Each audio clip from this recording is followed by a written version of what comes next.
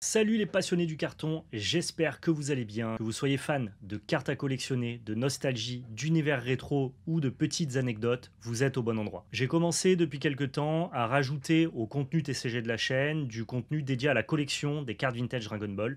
Les Cardass, c'est vraiment ma passion collection numéro 1 et je vous ai un petit peu entraîné avec moi dans cette aventure. Les précédentes vidéos ont rencontré quand même un certain succès, donc je me suis dit que j'allais continuer à partager cette passion sur YouTube. J'attends vos retours en commentaire, évidemment. Dites-moi si vous voulez plus d'épisodes sur la suite de mon avancée dans cette collection. En tout cas, moi, je prends beaucoup de plaisir à vous documenter ça et à vous le partager. Avant de passer à la suite de la vidéo, comme d'habitude, je vous demanderai de laisser votre meilleur pouce bleu, de partager dans l'espace commentaire et de vous abonner à la chaîne pour avoir toujours plus de contenu, bien évidemment. Merci à tous ceux qui le font, ça participe aussi au référencement de la vidéo et donc aussi à partager notre passion de la Cardass au plus grand nombre sur YouTube. Comme d'habitude dans cette vidéo, je partage un moment en live avec ma communauté que j'isole et que je vous partage sur YouTube. Donc si vous me voyez interagir avec le chat, c'est tout à fait normal.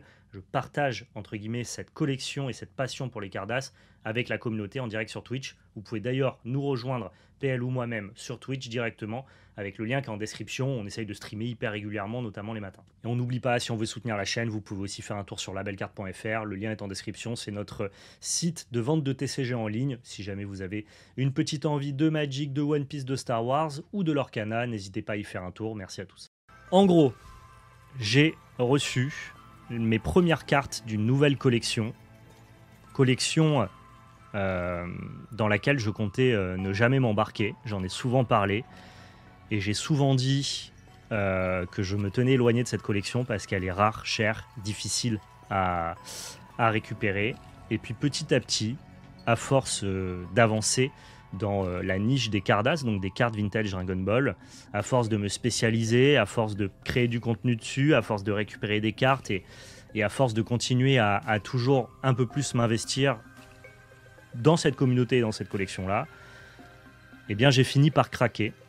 J'ai fini par craquer pour les Cardass Le Grand Combat, donc les versions françaises des Super Battle.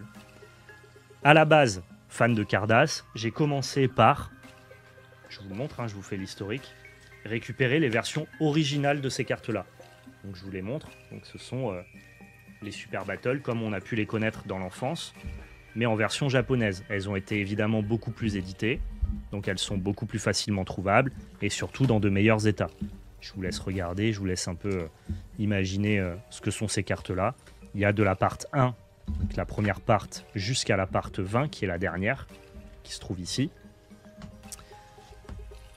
C'est difficile à récupérer parce qu'il y en a beaucoup, il y a 20 parts, mais globalement, vu que c'est les versions originales japonaises, ça reste beaucoup plus édité que le tirage français. Et surtout, les états sont globalement bien meilleurs parce que le Japon a la culture de l'occasion depuis bien plus longtemps que nous. Ils avaient déjà des cartes à échanger, des cartes à collectionner, ils avaient déjà la valeur de la collection. Et donc les jeunes Japonais ont pris soin de leurs cartes, là où nous, tout ce qu'on avait dans les années 90, quand on était des enfants dans la cour de récréation, on n'en prenait pas soin. On mettait des gros élastiques autour de notre tas de cartes, on les mettait contre des murs, on jetait des cailloux dessus, on faisait à celui qui lance la carte le plus loin ou celle qui arrive le plus près du mur. Bref, les états des cartes Dragon Ball des années 90 sont horriblissimes. Donc comme ça a été peu édité et qu'il y a eu beaucoup de destruction, c'est une collection vers laquelle je pensais pas trop aller. Je me disais, voilà, moi, la nostalgie, elle est liée notamment au visuel. Et donc, je me dis, c'est pas grave s'il n'y a pas la traduction française et que c'est pas la carte de mon enfance. Si c'est le visuel de la carte de mon enfance, on va dire que ça me va. Puis après, j'ai commencé à me dire, je veux quand même aussi les cartes exclusives, donc celles qui n'ont été éditées que pour le marché français. Je pense notamment au Special Flash. Donc, ces cartes-là n'étaient pas présentes dans les séries japonaises. Elles étaient présentes seulement dans le print run français comme des cartes exclusives pour le tirage français. Donc je me suis dit, ok, je veux que les originales japonaises, mais je rajoute quand même les Special Flash.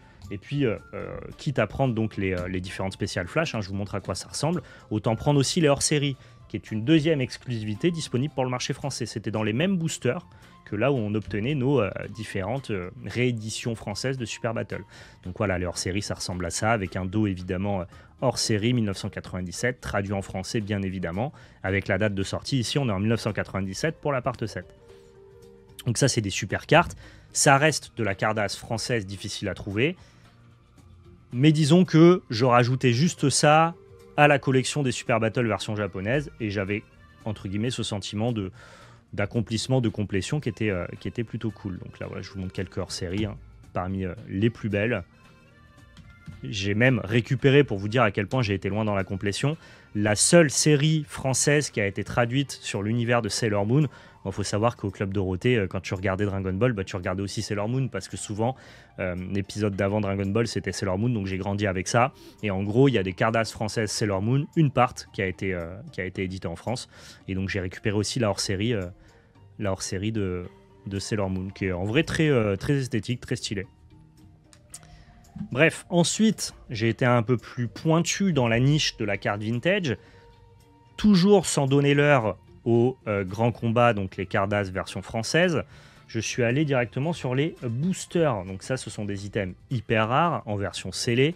J'ai déjà fait une vidéo pour vous présenter notamment l'obtention de ce booster, et pareil pour les précédents.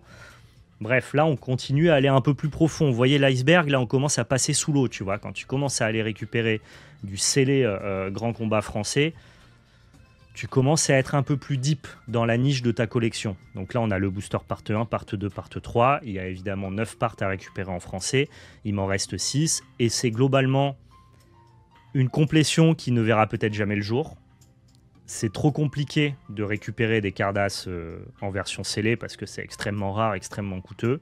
Et donc, c'était un peu ma nouvelle envie de collection pour continuer en fait à faire vivre cette passion des Cardass que j'ai, à continuer à faire du contenu. Je me suis dit, ok, maintenant je m'attaque au booster et je me rends compte que c'est tellement rare, tellement dur, tellement coûteux que je vais pas pouvoir créer du contenu régulier sur l'obtention de ces boosters-là, voire même, il y a peut-être des boosters que j'aurai jamais.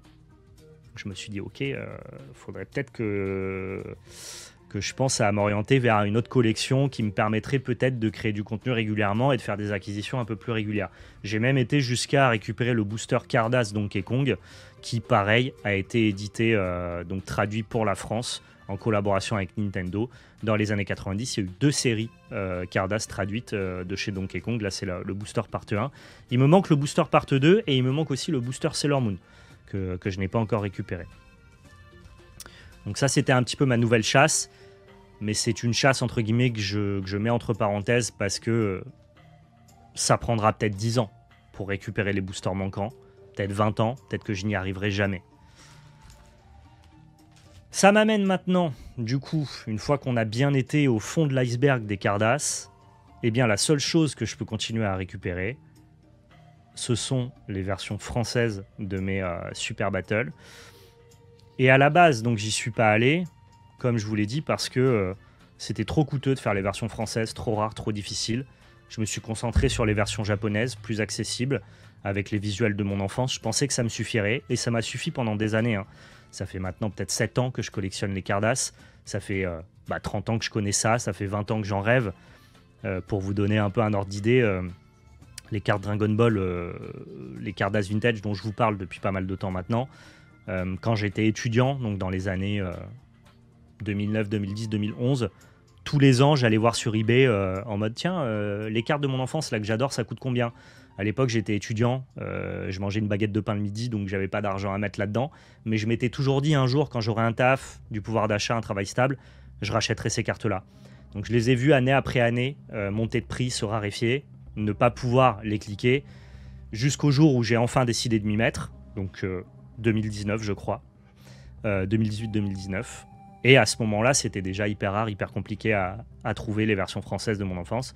Par contre, les versions japonaises étaient plus accessibles et je suis parti direct dessus.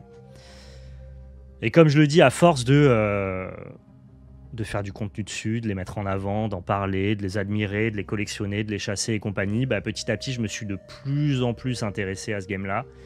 Et c'est vrai qu'en fait, plus tu deviens pointu dans ta collection, plus tu deviens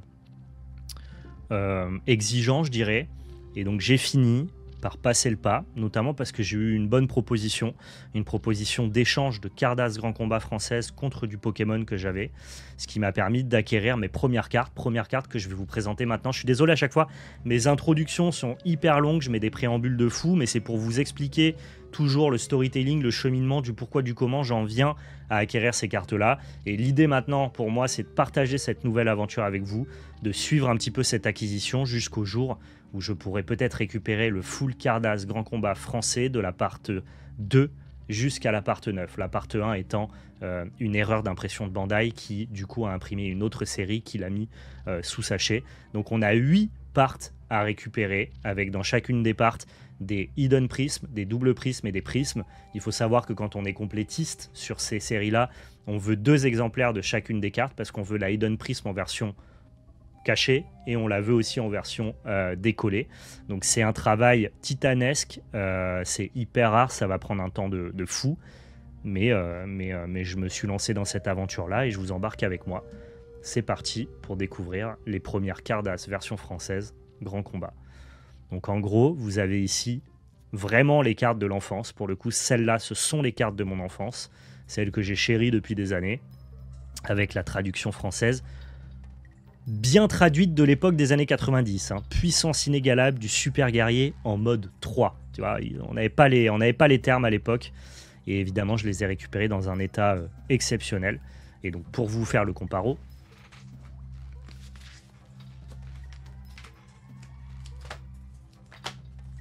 parce que c'est quand même intéressant de pouvoir comparer. Initialement, moi j'ai la version japonaise. Ce sont les mêmes cartes, hein. C'est juste qu'elles ont été éditées quelques années plus tard pour le marché français avec la traduction française. Et cette petite différence-là, ça amène vraiment la cote à... on n'est même pas du simple au double, on est du simple au 10 sur ce genre de carte-là. Tellement c'est devenu rare, surtout dans ces états-là. Alors, pas pour toutes les cartes, il y a des cartes qui vont coûter que 3 ou 4 fois plus cher, ce qui est déjà hyper chiant. Encore qu'il n'y a pas 20 parts traduites en français, mais seulement 9 parmi les 20, parce que là, sinon, ça serait vraiment inatteignable. Le fait qu'il y en ait... pardon, c'est pas 9, c'est 8. Le fait qu'il y en ait 8, c'est déjà un peu plus entendable. Mais donc ici, voilà, on voit que cette carte-là, elle vient de 1995, Made in Japan, alors que celles-ci, elles sont aussi Made in Japan, ces cartes-là, sauf que c'est pas précisé. Elle a été éditée en 1996 pour le marché français. Et donc toutes les cartes que je vais vous présenter là en version française, je les ai déjà en version japonaise. Mais c'est pas celle de l'époque, c'est pas celle de la cour de récréation, c'est pas celle de l'enfance, c'est pas celle de la pure nostalgie, quoi. Et comme tu le dis, Master Affinity, c'est vraiment... Je répète sans cesse que moi, je ne suis pas complétiste, c'est-à-dire que j'achète des cartes de collection en picorant à droite à gauche ce que j'aime dans les différents TCG. Je fais jamais de full set, je fais jamais de master set, je vais jamais me dire en mode « Ah, bah là, je veux... je sais pas, tous les chats dans l'histoire de Magic ou je veux toutes les fables de Flesh and Blood. » Non, non, pas du tout. Moi, je suis pas complétiste et justement, je me bats contre mon propre cerveau pour ne pas rentrer dans la complétion parce que dans ce cas-là, tu démarres des aventures qui sont gargantuesques, infinissables et beaucoup trop coûteuses. Pour les cartes vintage, je suis complétiste. C'est la seule chose dans ma vie, c'est ma collection de cœur, celle qui me parle plus et qui me pousse à être complétiste, quoi. Toujours étrange qu'elle n'ait pas été imprimée en Belgique à l'époque comme le faisait Upperdeck, OTC et Bandai France. Bah ouais, c'est un peu particulier, mais non, ça a bien été imprimé au Japon, mais distribué en France. Ici, je vous présente la Vegeta et Goku. Donc pareil, avec la traduction française incroyable. Fusion technique, boucle d'oreille, tu vois, genre même pas Potala. On était vraiment sur les traductions années 90, Club Dorothée. Exceptionnel. Pareil, dans des états. Ça, ce genre de carte-là, c'est... S'il y a des collectionneurs qui passent sur cette vidéo, qui sont des collectionneurs de cartes Cardass françaises Grand Combat, je pense que les gens savent comme c'est difficile d'avoir de très très beaux états comme ça. Et donc je vous montre, hein, j'ai la version japonaise en non décollé, et je peux vous montrer ce qui se cache derrière ce visuel-là. C'est celle-là. Donc on a la max. Et donc l'idée, vous allez voir comme la complétion est difficile, c'est qu'en gros il me faut donc la version française non décollée, mais il faudra aussi que je trouve la version française décollée. Et ça, c'est toujours très difficile, quitte à devoir racheter et payer le prix de la version décollée, non décollée, pardon, qu'on appelle unpeeled, qui cote beaucoup plus que les versions décollées, parce qu'elles sont considérées comme neuves, en fait, quasiment en unpeeled, et quitte à devoir payer le prix d'une unpeeled et la décoller, sachant que la communauté va me détruire d'avoir dit ça, parce que c'est pas bien, il faut pas décoller ces cartes. Mais quand tu trouves pas, au bout d'un moment, t'es bien obligé, quoi. Je l'ai rarement fait, mais ça m'est arrivé. Ça m'est arrivé d'acheter une carte neuve et de la décoller pour avoir la face B, parce qu'il y a des faces B qui sont introuvables, parce que c'est des cartes tellement rares que les gens ne décollent jamais la face A. Ici, on a une des plus belles, je trouve, part 2, Gotenks et Petit Cœur. Ça me fend en deux, quoi. En fait, c'est pour ça que ces cartes, elles ont un attrait nostalgique beaucoup plus puissant que les versions japonaises. Parce qu'il y a la trad. Il y a la trad de l'époque, quoi. Attaque avec passe de Boubou Ballon. Ça va, t'as pas démarré avec les plus difficiles. Ah, ou tu vas voir ESP Collect, je pense que je vais te faire plaisir ici. Là, on est sur la numéro 7, la Cardass numéro 500, qui a un visuel, comment dire, commémoratif derrière cette carte-là. En gros, Cardass, Bandai, au Japon, ils adorent faire des cartes commémoratives. Et donc, à chaque fois qu'il y a des numéros un peu particuliers, ou alors que c'est les 1 an, les 2 ans, les fêtes d'anniversaire des collections, ou alors quand c'est l'anniversaire de Dragon Ball, bref, ils aiment bien toujours lier un goodies ou une carte à des dates un petit peu particulières. Et donc, derrière la Cardass numéro 500, qui est iconique, on a un visuel hyper particulier, donc avec le petit macaron ici numéro 500, qui est donc la Cardass numéro 500 commémorative, que je n'ai pas en français. Il faudrait que je retrouve une Gohan et que je puisse la décoller, ou alors que je trouve une phase B directement avec la version française. Et en gros, normalement, je crois qu'il y a marqué sur la carte « Mille merci », en gros, pour fêter, entre guillemets, le succès des Cardass, quoi. Il y a pas alors, il y a un gameplay, mais c'est du gameplay type bataille. En gros, les statistiques des cartes servent notamment aux jeunes japonais et aux jeunes français, quand on avait ces cartes-là, à faire des espèces de jeux de bataille pour pouvoir gagner la carte de l'autre.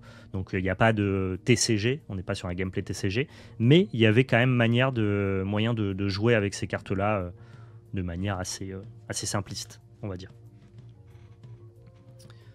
Ici, on a la version 526, sans Gotenks, Trunks, Fusion, un puissant guerrier né de leur force combinée. Donc ça pareil, c'est une Hidden Prism, donc j'ai toutes les Hidden Prism de la part 2 et ça c'est plutôt très très bien. Et derrière ce visuel, je vous le montre en exclusivité évidemment. Vous avez donc la Max numéro 526, pareil qu'il faudra que je chasse en version française. Autre carte ici, donc là c'est une phase B directement. On a le Sangohan Force de la Colère qui est un petit peu abîmé ici, je les recherche quand même en très bon état ces cartes-là. On va dire que c'était acceptable, mais effectivement, elle a un petit pet ici que j'avais pas vu au moment d'acheter la carte. Bon, ça arrive.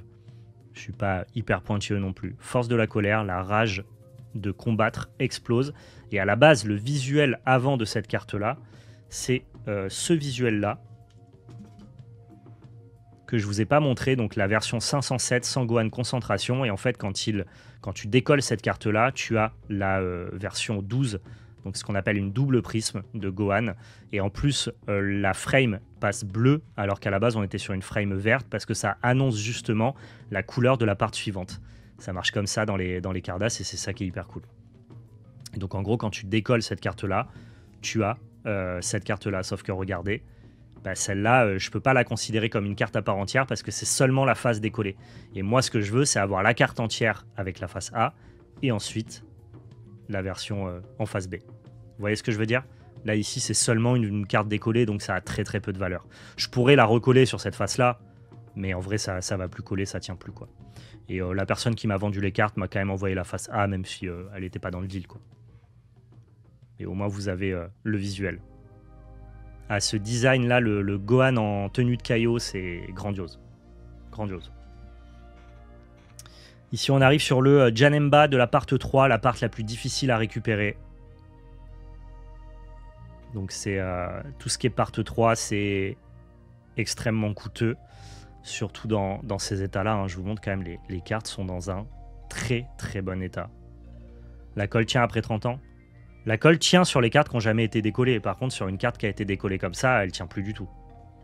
C'est pour ça que d'ailleurs qu'on la recolle pas. Mais sinon, ouais. Sur les cartes. Toutes les cartes sont autocollantes. Hein. En gros, sur les cartes double prisme ou hidden prisme, la face avant se décolle, mais la face arrière se décolle aussi. Et toutes les simples prismes qui se décollent pas sont quand même des versions autocollantes. En fait, chaque carte est un autocollant de base. Je sais pas si c'est hyper clair. Je peux peut-être vous le montrer sur, sur une version japonaise. En gros, même cette carte-là, qui a déjà été décollée, reste un autocollant. C'est le principe des Cardass. C'est d'ailleurs pour ça aussi que nous, jeunes Français qui n'avions pas conscience de ce qu'on faisait. Parfois, on prenait nos cartes, on les décollait, on les collait sur notre cahier de texte, par exemple. Donc, tu as peut-être des vieux cahiers de texte avec des cartes à 70 balles qui sont collées sur le cahier, tu vois. Et donc, les hidden prismes et les doubles prismes. Hidden prisme pour une commune qui cache une brillante, et double prisme pour une brillante qui cache une autre brillante. Bah en fait, typiquement, c'est deux cartes autocollantes l'une sur l'autre. C'est un peu particulier, mais c'est ce qui fait la richesse de ces différentes cartes-là. Ici, on arrive avec ce Hidegarn en version part 4. La part 4 qui est beaucoup plus commune que la part 3, donc les prix sont beaucoup plus bas. La bête démoniaque légendaire, bon, c'est un visuel que les gens apprécient pas beaucoup, moi non plus. Typiquement ça, c'est la complétion qui me pousse à récupérer la carte, parce que sinon j'ai pas d'affect particulier avec la carte, quoi. Une autre double prisme qui rentre ici de la part 4 dans la collection, la Vegeta et Boubou, magnifique. La petite singularité des doubles prismes, vous allez voir la différence avec une simple prisme, c'est qu'en gros la face A a un prisme hard à la différence des faces B qui ont des prismes soft. C'est quoi la différence entre un prisme hard et un prisme soft? Je vous mets les deux cartes très très proches à la caméra et je vous laisse essayer de voir la différence, de deviner, de voir si vous voyez la différence de prisme. Mais en gros, il y a une vraie différence. Quand tu le sais, tu le remarques direct. Quand tu le sais pas, c'est pas hyper perceptible.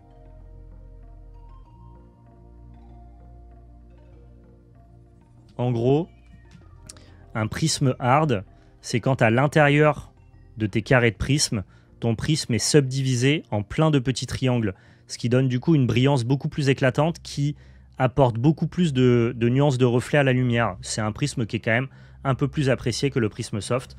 Par contre, pour toutes les simples prismes ou alors les versions prisme qui sont des cartes décollées, donc les cartes qu'on a en dessous de la face A, et bien dans ce cas-là, on est tout le temps sur un prisme soft. Et là, vous allez voir, quand vous regardez à l'intérieur, les petits carrés de prisme, eux, ne sont pas subdivisés en plein de petits triangles. Voilà la différence. Et donc, à chaque fois qu'on a une double prisme, ce sont les seuls qui ont la version prisme hard sur la face A. L'autre double prisme que j'ai, c'est celle-là. Et vous voyez bien aussi ici que on a les petits triangles à l'intérieur qui... Bah, je trouve ça fait tout. Ça fait une différence dingue pour moi. Un prisme hard et un prisme soft, le prisme hard est beaucoup plus beau. Là, vous voyez bien la subdivision interne. Et ça, pareil encore, c'est la richesse des Cardass, les petites particularités qu'on adore entre collectionneurs partagés à ceux qui ne connaissent pas cet univers-là. Là, on arrive dans du très lourd. Ici, j'ai une version Hidden Prism. C'est les cartes les plus chères, hein, les versions Hidden Prism, parce que c'est celles qui se décollent pour révéler les cartes max. Donc celles qui ont ici la petite cotation max. Et donc on a ici Sangoku 577, la force du cri. Magnifique. Je peux vous montrer le visuel derrière cette carte-là, parce que bah, comme d'habitude, hein, j'ai le full set en japonais. Donc là, vous avez la version japonaise. Et tu vois, il y a quand même une petite différence en termes de nostalgie, d'accroche visuelle de ok, ça c'est une Cardass, ça me fait kiffer, ça c'est la carte de mon enfance. Et je pense qu'il y a plein de gens qui vont regarder cette vidéo et qui vont comprendre ce que je dis. Et donc derrière, si vous décollez ce visuel, vous avez la version max avec Sangohan Super Saiyan 3.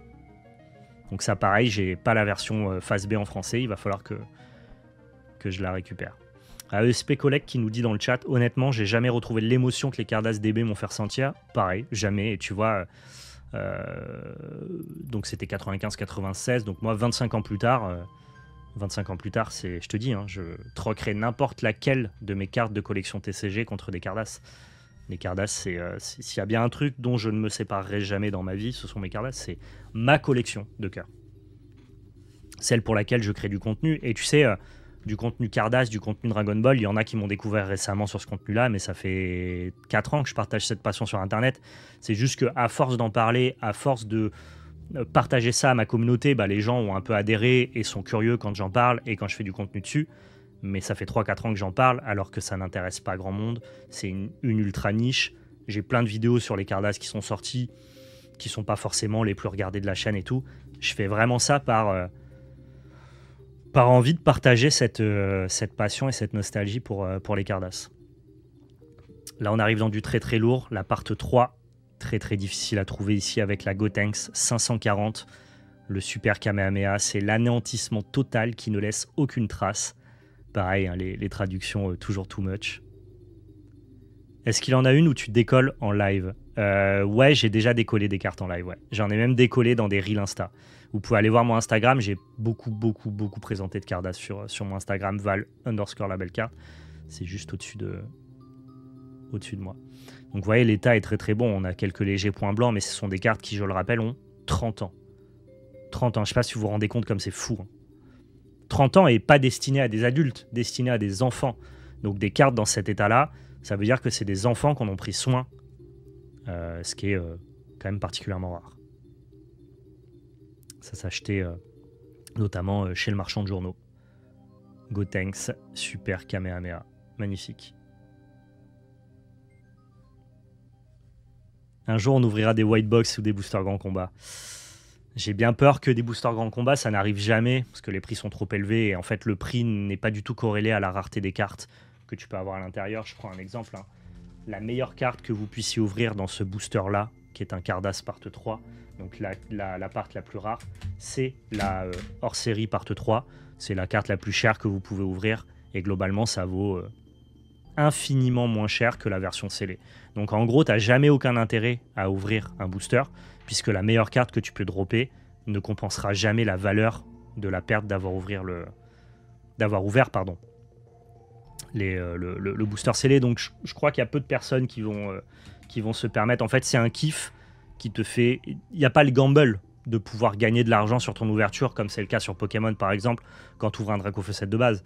Là, c'est tu acceptes de perdre de l'argent et de déceler un booster, et pour le peu qui en reste dans la nature, j'y crois assez peu. Ouvrir une white box, ça se fait un peu plus, parce qu'une white box, globalement, je vais pas dire que c'est moins rare, mais je pense que c'est moins rare que des Cardass scellés Part 3, et surtout, tu as plusieurs full sets de la part que tu ouvres dans une white box. Et pour ceux qui savent pas ce qu'est une white box, je vais m'y atteler avant de vous présenter les deux dernières cartes qui sont les deux meilleures de la réception. Les white box, c'est le mode de distribution à la japonaise. En gros, nous, pour le marché français, ils ont édité des boosters parce qu'ils savaient que c'était comme ça qu'on consommait en Occident nos différents TCG, que ce soit en 1996, il n'y avait que Magic, je crois, hein, globalement, mais même les cartes de sport étaient vendues en booster. On avait cette culture du booster en Occident, et donc en gros, ils ont imprimé ces cartes-là par série dans des boosters, alors qu'au Japon, les Super Battle, qui sont donc les Cardass Grand Combat version japonaise, c'était pas édité en booster. Ces cartes-là, là, que je vous montre là, en version japonaise, il n'y avait pas des boosters japonais, sinon je les collectionnerais, vous vous doutez bien. C'était distribué en white box. C'est quoi une white box? C'est un espèce de rack en carton, où à l'intérieur, vous avez 2 à 3 fois le set en entier, donc de toutes les cartes communes et prismes comprises, qui sont en plus toutes alignées et placées à intervalles réguliers, et c'était mis dans ce qu'on appelle des tirettes. Le vrai nom, c'est des vending machines. Et donc, on a connu ça en France, notamment pour les Cardass françaises, qui ne sont pas les Cardass Grand Combat, mais une autre série qui a été traduite en France. Et en gros, tu prends ta white box, tu sors donc ton lot de cartes que tu mets dans un espèce de rack, que tu fermes à clé dans une machine. Et c'est comme quand tu commandes une canette, quoi. Tu mettais une petite pièce, tu tournais la tirette et tu avais une carte qui sortait au hasard. Et au bout de X cartes, tu avais une version brillante. Et c'était comme ça qu'elles étaient vendues au Japon. Et donc, il y a des collectionneurs de Super Battle japonaises qui, pour avoir du scellé, à l'instar de ce qu'est un booster ou une boîte de booster, collectionnent les white box, qu'elles soient vides ou pleines.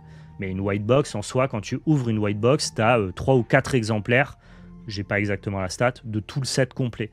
Donc tu as un intérêt à ouvrir un peu plus que sur un booster random. Voilà, voilà. Pour l'histoire de la Cardass. Et donc là, on arrive maintenant.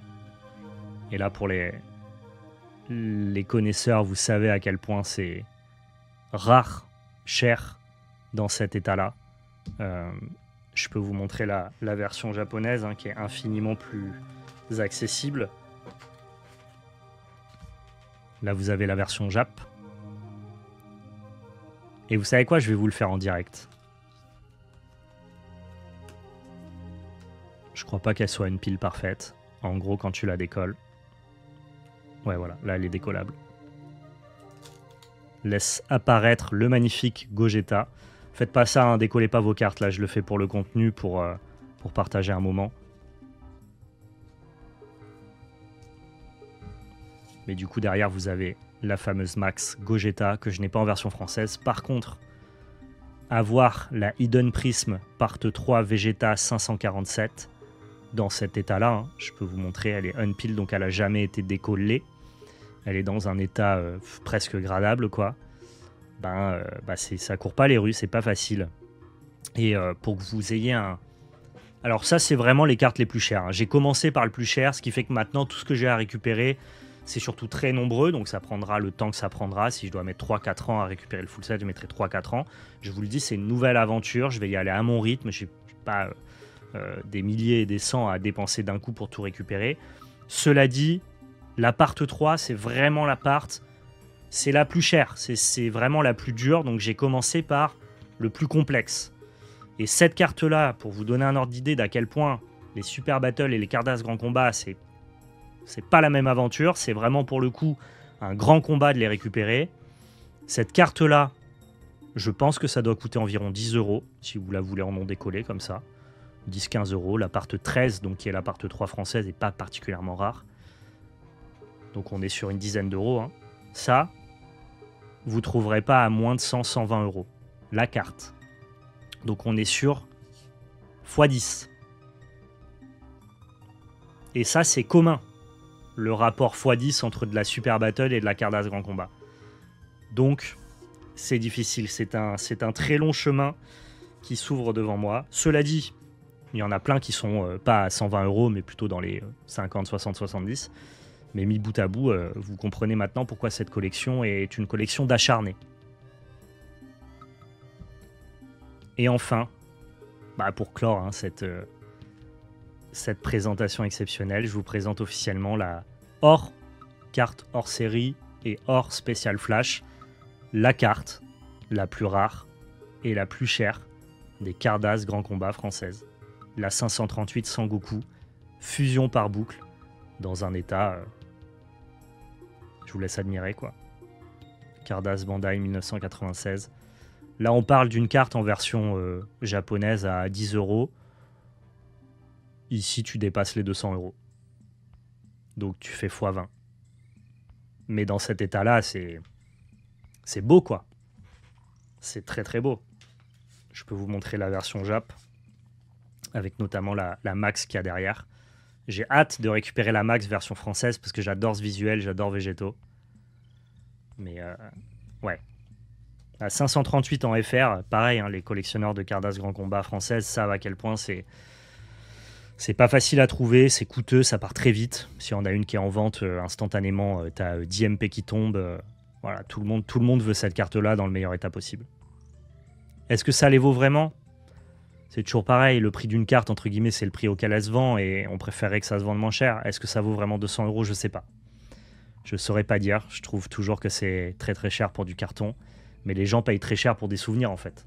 Et ça c'est hyper puissant. Tu payes aussi très cher pour la rareté, parce qu'en soi, j'ai pas moins de souvenirs avec cette carte-là qu'avec celle-là, par exemple, tu vois. Et celle-là est beaucoup plus accessible. Là, on parle plutôt de 50 €, par exemple.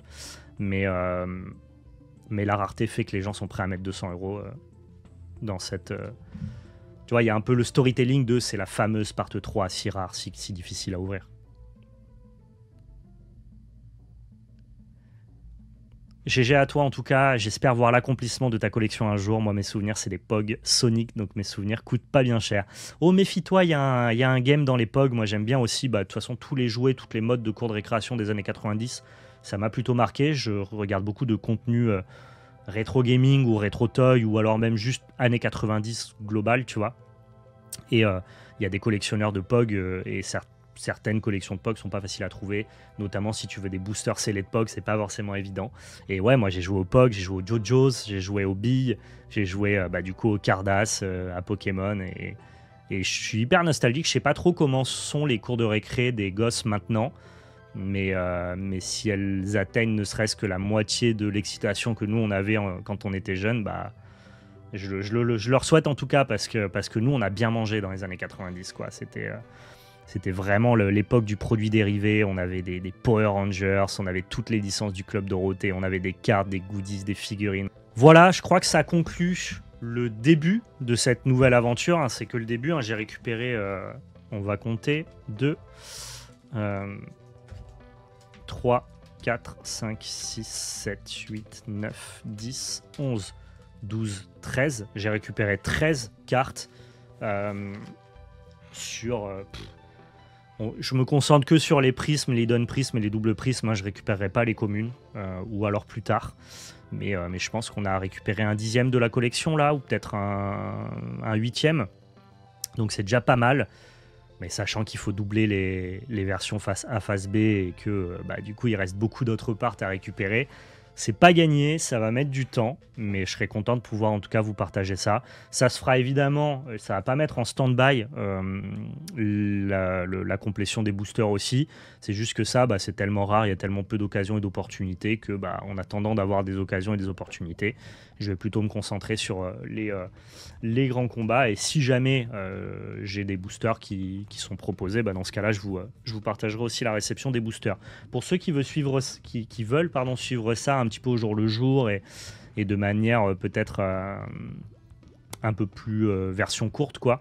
Je partage mes réceptions la plupart du temps sur Instagram, donc n'hésitez pas, pour ceux qui regardent sur YouTube, à me rejoindre sur Val_labelcarte. J'espère que vous avez pris autant de plaisir dans cette vidéo que moi j'ai eu à vous parler de ma passion des Cardass. Et puis on se retrouve pour de nouvelles aventures. Hein. Le chemin sera long, mais le chemin sera bon. Voilà. Merci à tous. Et surtout, n'oubliez pas, c'était de la belle magie. Ciao tout le monde.